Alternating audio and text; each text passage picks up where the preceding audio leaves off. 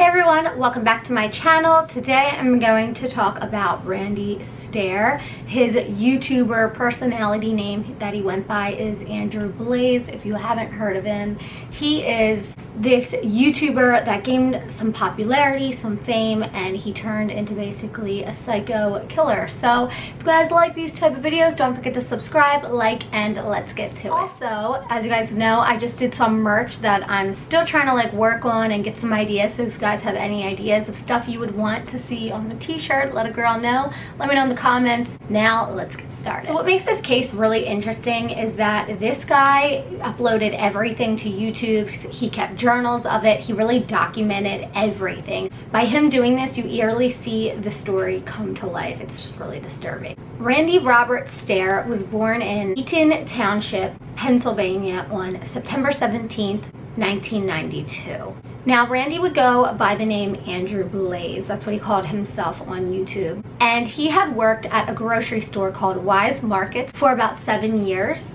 In 2008 is when Randy really became interested, or Andrew, in YouTube, and he started his channel called Pioneer Productions. First, his big thing was Let's Plays, and what that was is just his reactions of when he would play video games. And he gained a little bit of success and notoriety, and he actually started, meeting other YouTubers that were famous like him. So his YouTube career was starting to take off in the right way, and then his content started to change, they say. He became really obsessed with this cartoon character that was called Danny Phantom. Right before his mass shooting, he actually made a video journal on his YouTube, and he talked about how he was obsessed with Amber McLean, which is from Danny Phantom, and it's like this hybrid ghost thing. I'm not 100% sure because I don't really watch it, but he says that since meeting her, coming into contact with her, being exposed to her, whatever you want to call it, he felt something inside of him change.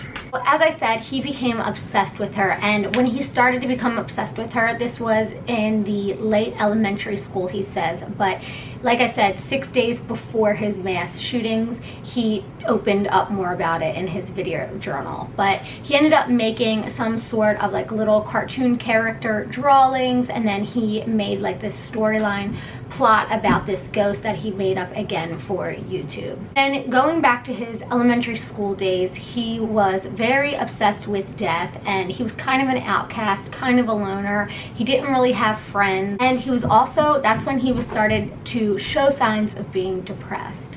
When he was younger, later elementary school days, he ended up making videos that talk about killing yourself, killing other people, and his childhood games always talked about death or had something to do with them. So as he got older, he became more and more, kept to himself, isolated. He became more into just sitting alone, making his videos. He basically threw himself into that, which isn't good for anyone. I know me, I talk about it on here all the time. Sometimes you just need to take a break, because when you're filming and you're uploading, it's a lot of time by yourself. And me doing true crime or scary things, it takes a toll on you. And even when I did makeup stuff, that takes a toll on you too. It's not good mentally to sit in front of a camera, talk to yourself, for hours a day, which is why I obviously took a step back. So doing that at even a younger age, where you're hormonally developing, you're mentally developing, I would imagine, like I said, I'm not a doctor, that it couldn't be good on your psyche for anybody. Now, it's said during his time of depression, this led to him confused, and it started making him question his gender and his gender identity. Again, in a lot of his video diaries and uploads to social media, forums, YouTube, he talked a lot about the hardships that he had in his life, somebody who had passed away, and all these different misfortunes. He also ended up providing really detailed explanations of his plans to carry out shooting, and then he talks about and explains that he believed that if he did this, he would end up crossing over to this animated world that he believed existed. His friends and in his writings, he was very obsessed with mass shootings, especially the Columbine shooting. He also talks about the Columbine shooters being heroes to him, and he even talks about how he wishes he could have met them. Around 2014, again, this is when his Sorry if you hear like little things upstairs. That's my dog playing with his bone because I moved my filming stuff to downstairs.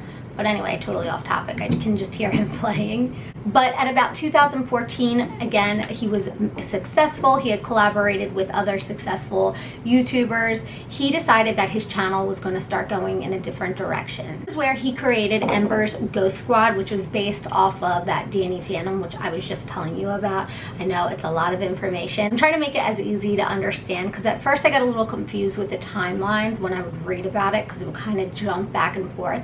Because again, there's just so much online, like his videos, his journals, all of that it kind of like bleeds together. This is one of the creepiest part is the night before the mass shootings that he did, which I'm going to get into. He uploaded his final video, and this was called the Westboro High School Massacre. And in this video, he talks about how much he hates people. He talks about this through the videos, and he's very, very angry in it. One of the animated screenwrites, he's depicting himself as a character in this.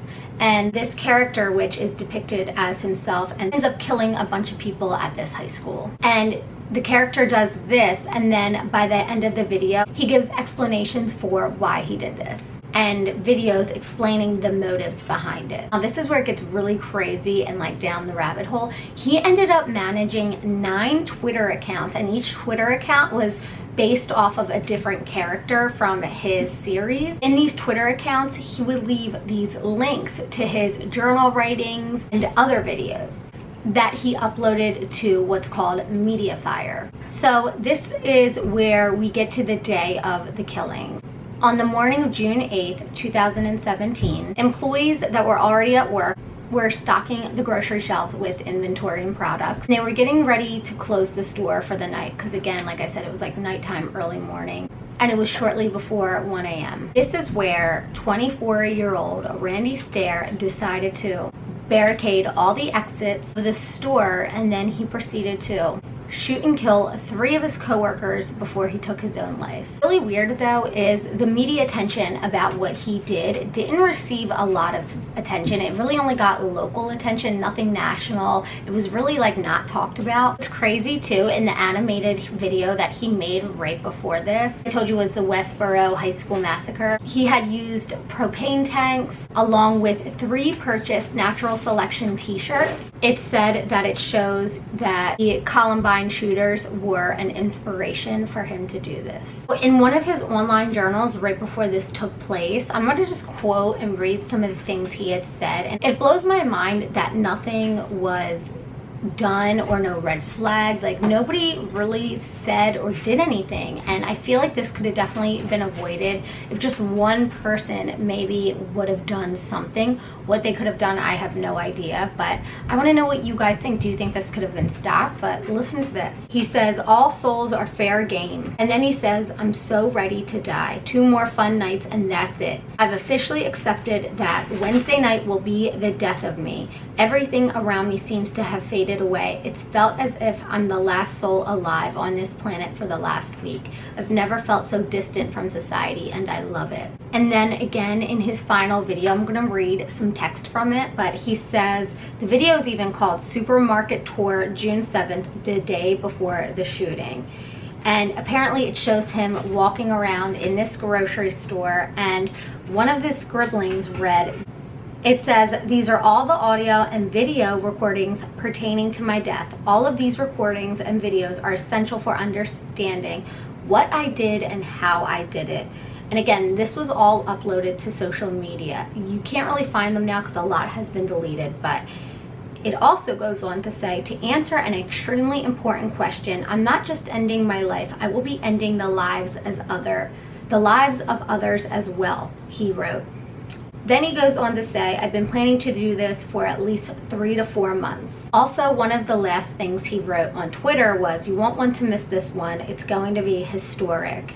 He also goes on to talk about how he felt like other people thought he didn't matter. And then his Twitter profile at the time read, had to die in order to truly live. Speaking from beyond Speaking from before and beyond the grave, just because I think you're okay today doesn't mean I won't hate you tomorrow. Just very dark. So before the shooting, he left behind what they called like a suicide tape. This is where it showed him loading guns and loading them into a duffel bag. And in the video, this is what he says: "I've been stepped on my whole life, but not anymore. I've had enough of this putrid planet and I'm gonna leave my mark." And again, right before this all happened, he wrote this on Twitter: "When you're gonna die, you gotta die hardcore or not at all. The death of a soul isn't the end of the line.